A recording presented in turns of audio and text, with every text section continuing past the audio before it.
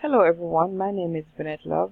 I'm currently a long-term care ombudsman in Philadelphia, Pennsylvania. As an ombudsman, I advocate for residents living in nursing homes and personal care homes.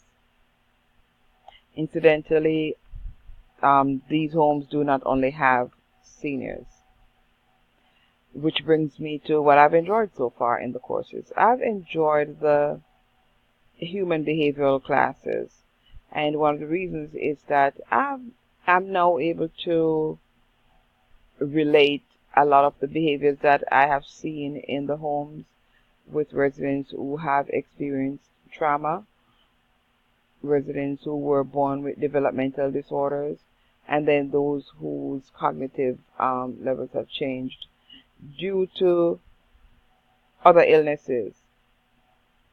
What I'm looking forward to in this class, the fact that one of the things in the objective is the ways that social welfare policies affects the work of social worker. I definitely am in this with an open mind.